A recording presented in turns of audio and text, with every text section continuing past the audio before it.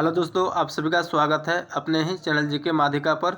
दोस्तों आज हम लोग देखेंगे प्लेटफॉर्म बुक वॉल्यूम 1 से बिहार एसएससी सीजीएल के लिए टेस्ट सीरीज 20 देखेंगे। और दोस्तों इस वॉल्यूम का आखिरी टेस्ट सीरीज है। अगर आप लोग सभी टेस्ट सीरीज का वीडियो देखने के लिए चाहते हैं तो इस वीडियो के कॉमेंट बॉक्स में सभी वीडियो का प्लेलिस्ट का लिंक दे देंगे। अगर आप लोग देखने के लिए चाहते हैं तो जाकर देखिएगा। इससे आप लोग को यही फ़ायदा होगा कि एक बार सभी क्वेश्चन का रिविजन हो जाएगा। ठीक है, तो चलिए आज का वीडियो शुरू करते हैं। तो दोस्तों पहला प्रश्न है, कंप्यूटर का जनक किसे कहा जाता है? कंप्यूटर का जनक किसे कहा जाता है? चार्ल्स बेबेज को कहा जाता है। तो इसका राइट आंसर ऑप्शन सी हो जाएगा। अगला प्रश्न है, भारत में ज्ञानपीठ पुरस्कार पाने वाली पहली महिला कौन थी? भारत में ज्ञानपीठ पुरस्कार पाने वाली पहली महिला कौन थी? आशा पूर्णा देवी थी। तो इसका राइट आंसर ऑप्शन डी हो जाएगा। ठीक है, अब दोस्तों आशा पूर्णा देवी को जो ज्ञानपीठ पुरस्कार दिया गया था किस रचना के लिए दिया गया था? तो ये जो दिया गया था प्रथम प्रतिश्रुति की रचना के लिए ये पुरस्कार दिया गया था। ठीक है, अब ज्ञानपीठ पुरस्कार का शुरुआत कब किया गया था? तो 1965 में शुरुआत किया गया था। और सर्वप्रथम किस व्यक्ति को ज्ञानपीठ पुरस्कार दिया गया था? तो जी शंकर कुरूप को दिया गया था। तो सभी पॉइंट को ध्यान रखिएगा। अगला प्रश्न है, नारा दो बूंद जिंदगी की किस कार्यक्रम से संबंधित है? नारा जो है दो बूंद जिंदगी की किस कार्यक्रम से संबंधित है? तो किस कार्यक्रम से है? पल्स पोलियो के साथ। इसका राइट आंसर ऑप्शन सी हो जाएगा। ठीक है, अब दोस्तों यहाँ पर बात कर लेते हैं कि पल्स पोलियो उन्मूलन अभियान की शुरुआत भारत में कब की गई थी? तो 1995 में की गई थी। ठीक है, और WHO ने भारत को पोलियो मुक्त घोषित कब किया था? तो 2014 में किया था। तो सभी को ध्यान रखेगा। आगे देखते हैं, सार्क का मुख्यालय कहाँ स्थित है? सार्क का मुख्यालय कहाँ स्थित है? काठमांडू में स्थित है। तो इसका राइट आंसर ऑप्शन सी हो जाएगा। अब दोस्तों बात कर लेते हैं कि सार्क की स्थापना कब हुआ था? तो सार्क की स्थापना 1985 ईस्वी में की गई थी। ठीक है, और सार्क के सदस्य देशों की संख्या कितनी है? 8 सदस्य देश है। कौन कौन से हैं? तो भारत, पाकिस्तान, बांग्लादेश, नेपाल, भूटान, श्रीलंका, मालदीव एवं अफगानिस्तान है। ठीक है, अगला प्रश्न है कि भारत में फेडरेशन कप का संबंध किस खेल के साथ है? तो भारत में फेडरेशन कप का संबंध किस खेल के साथ है? तो हॉकी, फुटबॉल और बास्केटबॉल इनमें से सभी के साथ संबंध है। तो इसका राइट आंसर ऑप्शन डी हो जाएगा। ठीक है, अगला प्रश्न है, नेपाल की मुद्रा है, नेपाल की मुद्रा है रुपया है। तो इसका राइट आंसर ऑप्शन ए हो जाएगा। नेपाल की मुद्रा रुपया है। टका किस देश का मुद्रा है? तो टका जो है बांग्लादेश के मुद्रा है। ठीक है, और डॉलर ऑस्ट्रेलिया का है। ठीक है, अगला प्रश्न है, सबसे बड़ा देश कौन सा है? क्षेत्रफल की दृष्टि से सबसे बड़ा देश कौन सा है? रूस है। तो इसका राइट आंसर ऑप्शन डी हो जाएगा। ठीक है, आगे देखते हैं, फ्रंटियर गांधी पद के साथ कौन संबंधित है? फ्रंटियर गांधी पद के साथ कौन संबंधित है? अब्दुल गफ्फार खां है। तो इसका राइट आंसर ऑप्शन सी हो जाएगा। ठीक है, अगला प्रश्न है, निम्नलिखित में से कौन सितार के साथ संबंधित नहीं है? कौन जो है सितार के साथ संबंधित नहीं है? तो उस्ताद अलाउद्दीन खान जो है सितार के साथ संबंधित नहीं है। तो इसका राइट आंसर ऑप्शन सी हो जाएगा। उस्ताद अलाउद्दीन खान किससे संबंधित है? तो सरोदवाद से संबंधित है। ठीक है, अगला प्रश्न है, ट्रांस ऑस्ट्रेलियन रेलवे के टर्मिनल है, ट्रांस ऑस्ट्रेलियन रेलवे के टर्मिनल है पर्थ और सिडनी के टर्मिनल है। ठीक है, तो इसका राइट आंसर ऑप्शन सी हो जाएगा। आगे देखते हैं, निम्नलिखित में से कौन से क्रियांत्रित सेल है? निम्नलिखित में से कौन सी जो है क्रियांत्रित सेल है? निस और शिष्ट जो है क्रियांत्रित सेल है। तो इसका राइट आंसर ऑप्शन बी हो जाएगा। अगला प्रश्न है, भारत की पहली बहुउद्देशीय परियोजना का निर्माण किस नदी पर हुआ था? भारत की पहली बहुउद्देशीय परियोजना का निर्माण जो है किस नदी पर हुआ था? दामोदर नदी पर हुआ था। तो इसका राइट आंसर ऑप्शन बी हो जाएगा। ठीक है, अगला प्रश्न है, निम्नलिखित में से कौन सी नदी अपना मार्ग बदलते रहने के लिए कुख्यात है? कौन सी नदी जो है अपना मार्ग बदलते रहने के लिए कुख्यात है? तो कोसी नदी है। तो इसका राइट आंसर ऑप्शन बी हो जाएगा। और बिहार का शोक भी कोसी नदी को कहा जाता है, तो ये ध्यान रखिएगा। ठीक है, आगे देखते हैं, ऊंचे क्षेत्रों में लेटेराइट मृदा की रचना होती है। ऊंचे क्षेत्रों में लेटेराइट मृदा की रचना होती है। कैसी रचना होती है? अम्लीय होती है। इसका राइट आंसर ऑप्शन सी हो जाएगा। ठीक है, अगला प्रश्न, निम्नलिखित में से किसको सह्याद्री पर्वतमाला भी कहा जाता है? निम्नलिखित में से किसको जो है सह्याद्री पर्वतमाला भी कहा जाता है? पश्चिमी घाट को। तो इसका राइट आंसर ऑप्शन बी हो जाएगा। ठीक है, अगला प्रश्न है, भारतीय नागरिकों और विदेशियों को प्राप्त है, भारतीय नागरिकों और विदेशियों को प्राप्त है विधिक अधिकार प्राप्त है। इसका राइट आंसर ऑप्शन डी हो जाएगा। ठीक है, आगे देखते हैं, मंत्रिपरिषद की बैठकों की अध्यक्षता कौन करता है? मंत्रिपरिषद की बैठकों की अध्यक्षता कौन करता है? तो प्रधानमंत्री करता है। इसका राइट आंसर ऑप्शन ए हो जाएगा। ठीक है। अगला प्रश्न है, गांधी जी का राजनीतिक गुरु किसे माना जाता है? गांधी जी का राजनीतिक गुरु किसे माना जाता है? तो गोपाल कृष्ण गोखले को माना जाता है। इसका राइट आंसर ऑप्शन ए हो जाएगा। ठीक है। अगला प्रश्न है, सर्वोच्च न्यायालय के न्यायाधीश किस आयु तक पद पर बने रहते हैं?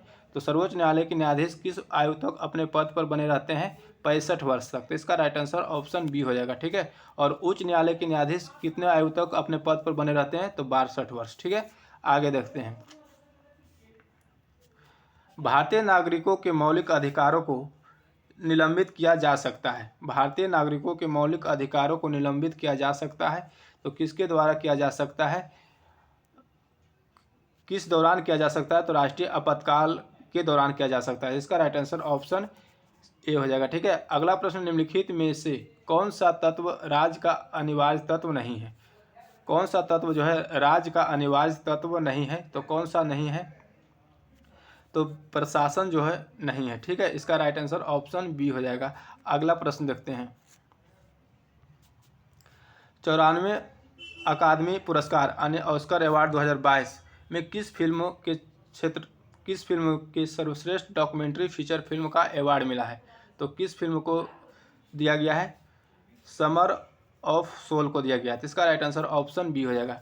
अगला प्रश्न, निम्नलिखित में से कौन से अनुच्छेद में विधि के समझ क्षमता के अधिकार का प्रावधान है? तो कौन से अनुच्छेद में विधि के समझ क्षमता का अधिकार का प्रावधान है? अनुच्छेद 14। ठीक है। अनुच्छेद 14 में। ठीक है। आगे अगला प्रश्न देखते हैं, भारत के महान्यायवादी की नियुक्ति कौन करता है? भारत के महान्यायवादी की नियुक्ति कौन करता है? तो राष्ट्रपति करता है। इसका राइट आंसर ऑप्शन डी हो जाएगा। ठीक है। अगला प्रश्न है, गांधी जी को सबसे पहले राष्ट्रपिता किसने कहा था? गांधी जी को सबसे पहले राष्ट्रपिता किसने कहा था? तो सुभाष चंद्र बोस ने कहा था। इसका राइट आंसर ऑप्शन बी हो जाएगा। ठीक है। और गांधी जी को महात्मा किसने कहा था? तो गांधी जी को सबसे पहले महात्मा रविंद्रनाथ टैगोर ने कहा था। ठीक है। अगला प्रश्न देखते हैं, वह सुल्तान कौन था जिसने खलीफा के अधिकार को मानने से इनकार कर दिया? वह सुल्तान कौन था जिसने खलीफा के अधिकार को मानने से इनकार कर दिया था? अलाउद्दीन खिलजी था। इसका राइट आंसर ऑप्शन ए हो जाएगा। ठीक है। अगला प्रश्न, भारत में लौह युग जुड़ा हुआ है। भारत में लौह युग जुड़ा हुआ है, किससे जुड़ा हुआ है? तो चित्रित धूसर मृत भांडों के साथ। ठीक है। तो इसका राइट आंसर ऑप्शन ए हो जाएगा। आगे देखते हैं, एलोरा के प्रसिद्ध कैलाश मंदिर का निर्माण निम्नलिखित में से किस राजा ने किया था? एलोरा के प्रसिद्ध कैलाश मंदिर का निर्माण निम्नलिखित में से किस राजा ने किया था? तो राष्ट्रकूट वंश के कृष्ण प्रथम ने। ठीक है। तो इसका राइट आंसर ऑप्शन डी हो जाएगा।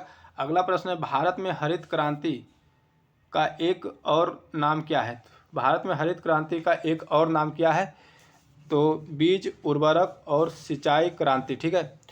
बीज उर्वरक और सिंचाई क्रांति जो है भारत में हरित क्रांति का एक और नाम है। तो इसका राइट आंसर ऑप्शन ए हो जाएगा। अब दोस्तों बात कर लेते हैं कि भारत में हरित क्रांति का शुरुआत कब से माना जाता है?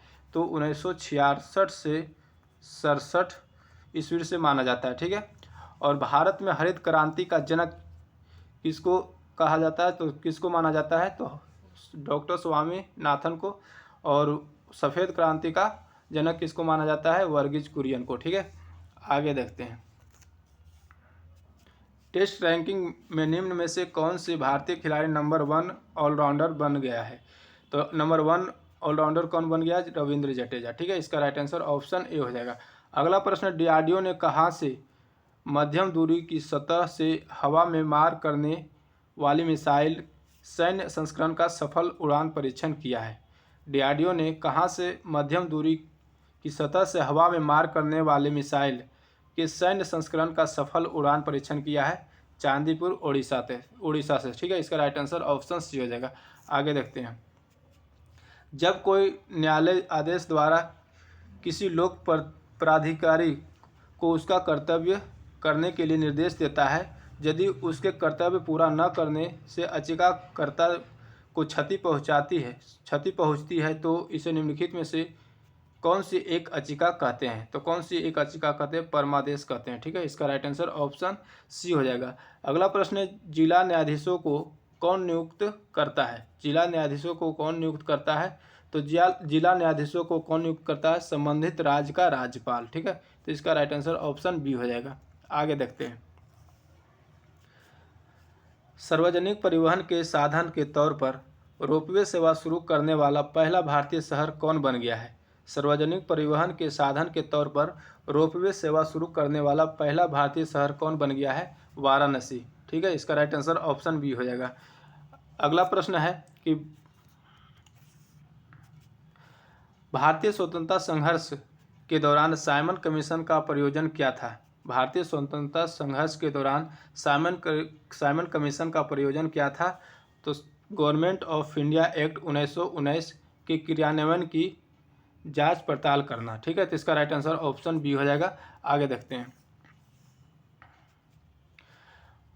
दादा भाई नौरोजी द्वारा लंदन में ब्रिटिश जनता की राय को भारत के पक्ष में प्रभावित करने के लिए स्थापित संगठन का नाम क्या था? तो क्या था? ईस्ट इंडिया एसोसिएशन था। इसका राइट आंसर ऑप्शन डी हो जाएगा। ठीक है, अगला प्रश्न है, भारत के प्रथम अंतरिक्ष यात्री राकेश शर्मा निम्नलिखित में से किस एक स्थान से अंतरिक्ष के लिए रवाना हुए थे? तो भारत के प्रथम अंतरिक्ष यात्री राकेश शर्मा निम्नलिखित में से किस एक स्थान से अंतरिक्ष के लिए रवाना हुए थे? बैंकानूर से। ठीक है, इसका राइट आंसर ऑप्शन ए हो जाएगा। आगे देखते हैं, किस राज्य के हैदरपुर आर्द्रभूमि को रामसर साइट घोषित किया गया है? किस राज्य के हैदरपुर आर्द्रभूमि को रामसर साइट घोषित किया गया है? उत्तर प्रदेश राज्य के। ठीक है, तो इसका राइट आंसर सी हो जाएगा। अगला प्रश्न, निम्नलिखित में से किस एक राज्य की सीमा झारखंड से लगी हुई नहीं है? निम्नलिखित में से किस एक राज्य की सीमा झारखंड से लगी हुई नहीं है? तो मध्य प्रदेश का। इसका राइट आंसर ऑप्शन बी हो जाएगा। ठीक है, अब दोस्तों झारखंड से 5 राज्य का सीमा लगता है। कौन कौन से लगता है? तो उत्तर प्रदेश, बिहार, छत्तीसगढ़, उड़ीसा और पश्चिम बंगाल से लगता है। ठीक है, अब दोस्तों यहाँ से आपको एक क्वेश्चन और पूछ सकता है कि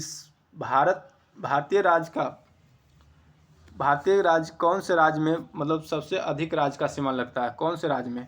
तो उत्तर प्रदेश राज्य में सबसे अधिक सीमा लगता है। 8 राज्यों का सीमा इसमें लगता है। यदि केंद्र शासित प्रदेश जोड़े तो दिल्ली को जोड़ेंगे तो एक और, तो 9 राज्य। ठीक है, केंद्र शासित और राज्य दोनों मिला के 9 हो गया, केवल राज्य पूछेगा तो 8। ठीक है, अगला प्रश्न है, धौली गंगा और अलकनंदा का संगम कहाँ पर होता है? धौली गंगा और अलकनंदा का संगम कहाँ पर होता है? तो कहाँ पर होता है धौली गंगा और अलकनंदा का? विष्णु प्रयाग में। ठीक है, इसका राइट आंसर ऑप्शन सी हो जाएगा। अब बात करते हैं रुद्रप्रयाग में किस संगम का मिलन होता है?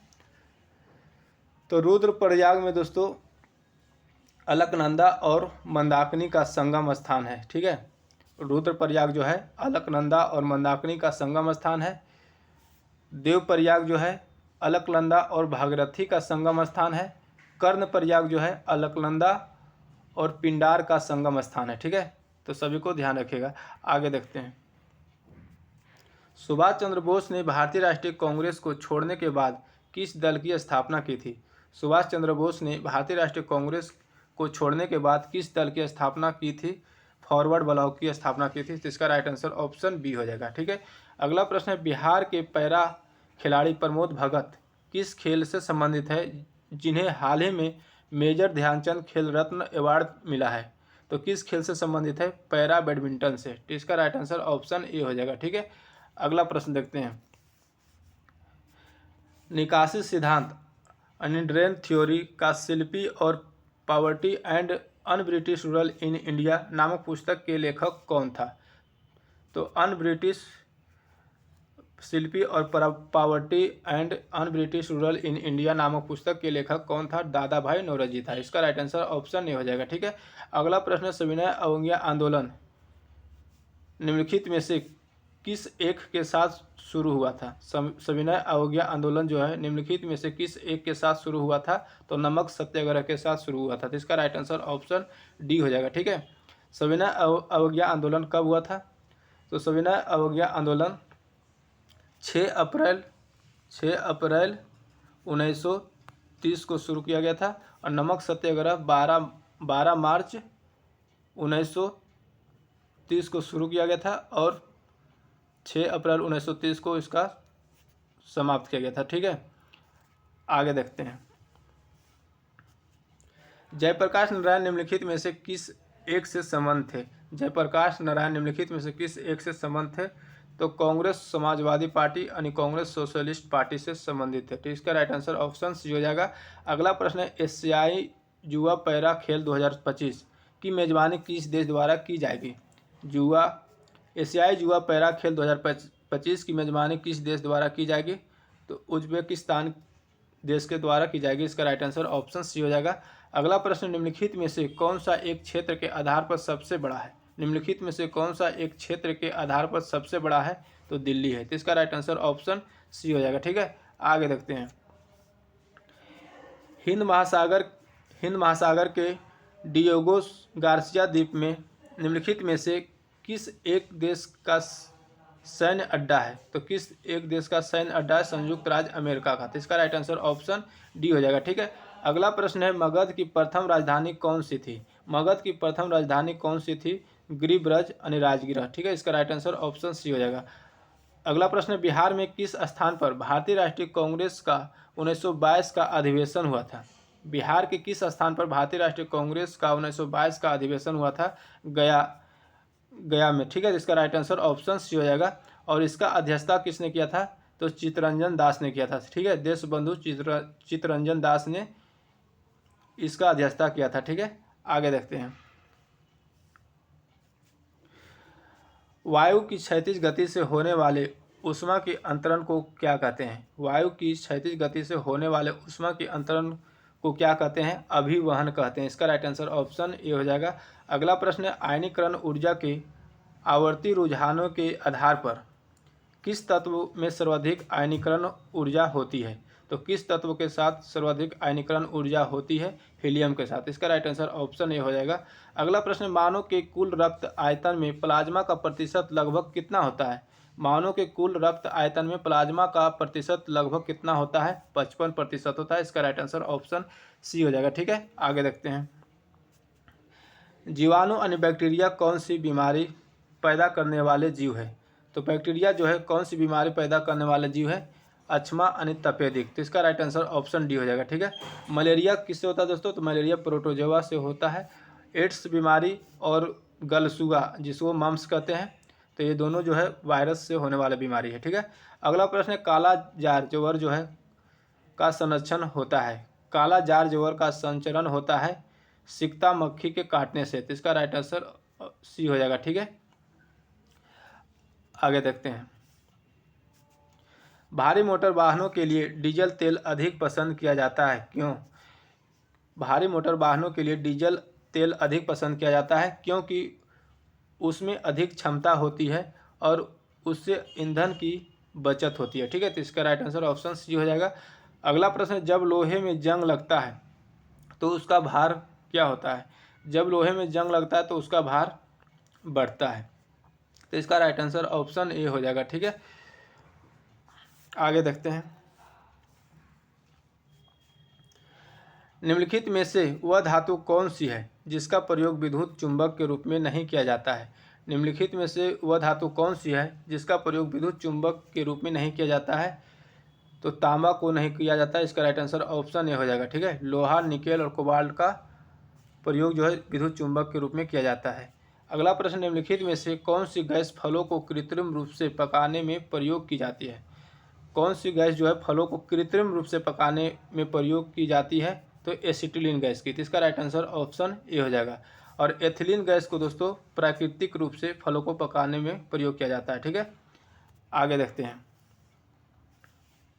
जब ध्वनि उत्पन्न करने वाले स्रोत ध्वनि से अधिक चाल से गति करता है तो हवा में आघात तरंगें उत्पन्न होती है। इन आघात तरंगों द्वारा निर्मित अत्यंत तीखी और तेज ध्वनि क्या कहलाती है? तो क्या कहलाती है? सोनिक बूम कहलाती है। इसका राइट आंसर ऑप्शन डी हो जाएगा। ठीक है, अगला प्रश्न है, नीचे लिखी कौन सी प्रक्रिया वायु के प्रदूषित नहीं करता है? नीचे लिखी गई जो है कौन सी प्रक्रिया वायु को प्रदूषित नहीं करती है? प्रकाश संश्लेषण। तो इसका राइट आंसर ऑप्शन बी हो जाएगा।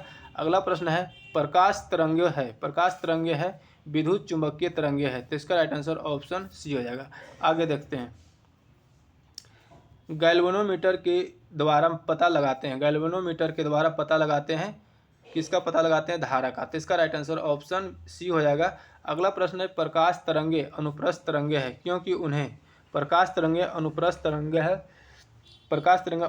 तरंगे है क्योंकि उन्हें ध्रुवित किया जा सकता है। ठीक है, इसका राइट आंसर ऑप्शन डी हो जाएगा। अगला प्रश्न है लार ग्रंथियों के द्वारा निम्नलिखित में से कौन सा एंजाइम उत्पादित होता है? लार ग्रंथियों के द्वारा निम्नलिखित में से कौन सा एंजाइम उत्पादित होता है? टाइलिन। तो इसका राइट आंसर ऑप्शन बी हो जाएगा। ठीक है, आगे देखते हैं। निम्नलिखित विटामिनों में से किसकी हीनता से मूत्र में बढ़ी हुई कैल्शियम आयन की हानि होती है? किस विटामिन में से किसकी हीनता से दिए गए विटामिन जो है और कौन से विटामिन की हीनता से जो है मूत्र में बढ़ी हुई कैल्शियम आयन की हानि होती है? तो विटामिन डी। ठीक है, इसका राइट आंसर ऑप्शन डी हो जाएगा। अब दोस्तों विटामिन ए की कमी से कौन सा रोग होता है? तो विटामिन ए की कमी से रतौंधी रोग होता है और जीरोथैल्मिया रोग भी विटामिन ए की कमी से होता है। ठीक है, विटामिन बी1 की कमी से बेरी, विटामिन बी2 की कमी से त्वचा का फटना, विटामिन बी3 की कमी से पेलाग्रा रोग होती है, विटामिन बी12 की कमी से एनीमिया होता है, विटामिन सी की कमी से स्कर्वी रोग होता है, और मसूड़ों का फूलना, मसूड़ों में खून आना, ये विटामिन सी की कमी से होता है। ठीक है, अगला प्रश्न है मानव शरीर में निम्नलिखित में से कौन उन प्रतिपिंडों का निर्माण करती है जो प्रतिरक्षा के लिए जिम्मेदार है? तो कौन है दोस्तों? श्वेत रक्त कणिकाएं। इसका राइट आंसर डी हो जाएगा। ठीक है, जो प्रतिरक्षा के लिए जिम्मेदार है। ठीक है, आगे देखते हैं। निम्नलिखित में से कौन बायोगैस यानी गोबर गैस का एक प्रमुख घटक है? निम्नलिखित में से कौन सा जो है एक बायोगैस का प्रमुख घटक है? मीथेन है। इसका राइट आंसर ऑप्शन डी हो जाएगा। अगला प्रश्न है निम्नलिखित में से कौन सा एक अग्निशामक में प्रयुक्त होता है? अग्निशामक में प्रयुक्त होता है खाने का सोडा यानी बेकिंग सोडा का। ठीक है, इसका राइट आंसर ऑप्शन ए हो जाएगा। आगे देखते हैं। निम्नलिखित में से किसमें हीमोग्लोबिन की प्रतिशतता अधिकतम होती है? निम्नलिखित में से किसमें जो हीमोग्लोबिन की प्रतिशतता अधिकतम होती है? पुरुष यानी वयस्क में। तो इसका राइट आंसर ऑप्शन सी हो जाएगा। अगला प्रश्न निम्नलिखित में से कौन सा एक जल में घुलनशील विटामिन है? तो कौन सा एक जल में घुलनशील विटामिन है? तो जल में घुलनशील विटामिन बी और सी है। ठीक है, तो ऑप्शन में बी दिया गया है, विटामिन सी दिया गया, सी हो जाएगा। ठीक है, अगला प्रश्न है एक दिन में किसी समान व्यक्ति के वृक्कों में से होकर कितने लीटर रक्त गुजरता है? तो कितने लीटर रक्त गुजरता है? 170 लीटर। इसका राइट आंसर सी हो जाएगा। आगे देखते हैं। निम्नलिखित में से किसकी गति प्रकाश की गति के बराबर होता है? तो निम्नलिखित में से किसकी गति जो है प्रकाश की गति के बराबर होता है? तो उपयुक्त सभी एक्स किरण व गामा किरण और पराबैंगनी किरण, ये सभी का जो है बराबर होता है। ठीक है, अगला प्रश्न है F1, F2, F3 क्रमशः हीरा यानी F1 का हीरा, F2 का कांच और F3 का जल में प्रकाश की आवृत्तियां हैं। तो निम्नलिखित में से कौन सा एक सही होगा? तो निम्नलिखित में से कौन सा सही होगा? तो ऑप्शन बी जो है सही हो जाएगा, F3 greater than F2 greater than F1। ठीक है, अगला प्रश्न देखते हैं। सिलाई की सुई का एक सिरा नुकीला क्यों बनाया जाता है? सिलाई की सुई का एक सिरा जो है नुकीला क्यों बनाया जाता है? तो दबाव के वर्धन के लिए बनाया जाता है। तो इसका राइट आंसर ऑप्शन बी हो जाएगा। ठीक है, तो दोस्तों आज का वीडियो यहीं तक रहने देते हैं, फिर मिलेंगे अगले वीडियो में नए सेट के साथ। अगर वीडियो अच्छा लगा तो लाइक करिएगा, चैनल पर नहीं तो चैनल को सब्सक्राइब करके बेल आइकन दबा लीजिएगा। जय हिंद।